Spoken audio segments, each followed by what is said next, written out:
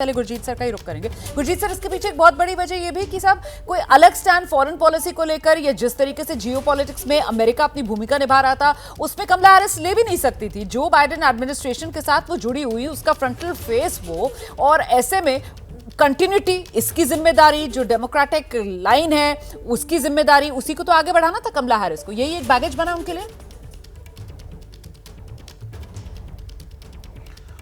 इसको बैगेज कहें या कंटिन्यूटी कहें वो आपकी इच्छा है। ठीक है।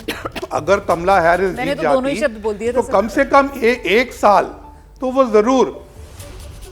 जरूर कंटिन्यूटी करती। लेकिन डोनाल्ड ट्रंप के जो हिस्सा है, इस समय 3 देश हैं जो बहुत वरिड है।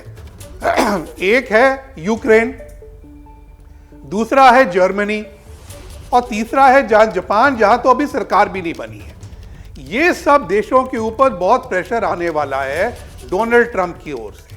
दीपक जी ने ठीक बोला कि डोनाल्ड ट्रंप ने इजराइल के ऊपर कोई प्रेशर डालने का नहीं बोला है, लेकिन कमला हैरिस को लग रहा था कि उसकी वोट बेस हिल रही है क्योंकि वो गाजा में कुछ सुलझाव नहीं ला पा रही है। लेकिन डोनाल्ड ट्रंप का कोई वादा ही नहीं है कि वो गाजा के लोगों या पैलेस्टीनियंस को या अरब को बचाएगा। तो इसलिए डोनाल्ड ट्रंप का थोड़ा शेड्स ऑफ ग्रे नहीं है, क्लियरली ब्लैक एंड व्हाइट है। तो इस समय यूक्रेन में हलचल मच रही होगी, जर्मनी में हलचल मच रही, क्योंकि वो बहुत एंग्शियस थे कि अगर डोनाल्ड ट्रंप आ गया तो हम क्या करेंगे।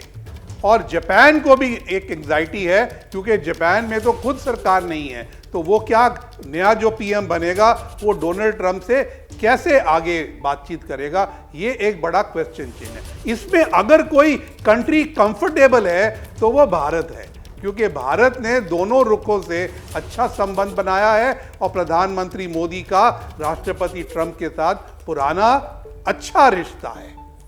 मैं इस पर आना ही चाह रही थी। जब आप जिस तरीके से अपनी बात रख रहे थे, मुझे लगता है दीपक सर को जरा आना चाहिए। भारत, हमें लेकर क्या रुख रहने वाला है। और देखिए, एक तो बात हो गई द्विपक्षीय कि हमारा और अमेरिका का रिश्ता, लेकिन वही दूसरी तरफ जिस तरीके से भी गुरजीत सर कह रहे थे ना कि दुनिया के ये मुल्क, जिसमें खासतौर से यूक्रेन, और उसकी नज़र भी अमेरिका और इसके नतीजों पर टिकी हुई होगी, तो इन देशों के साथ अमेरिका, या अगर डोनाल्ड ट्रंप साहब जीतते हैं, वो जो रुख अपनाते हैं, क्योंकि कमला हैरिस के साथ तो कंटिन्यूटी वाला फैक्टर है, वहां तो ज्यादा कुछ होगी नहीं तब्दीली। अगर ट्रंप आते हैं और वो रुख बदलते हैं तो फिर उसका असर भारत पर क्या?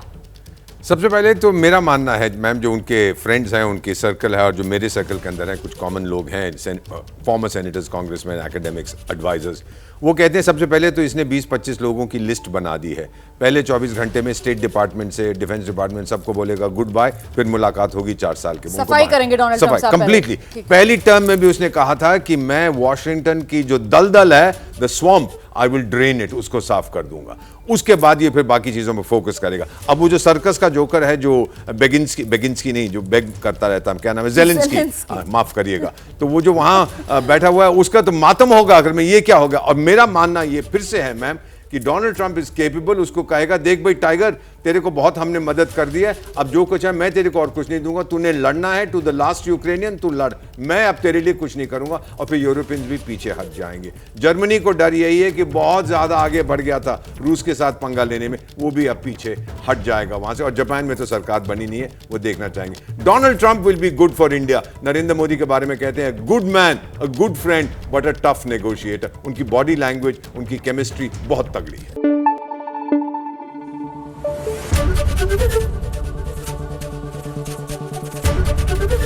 एबीपी न्यूज आपको रखे आगे।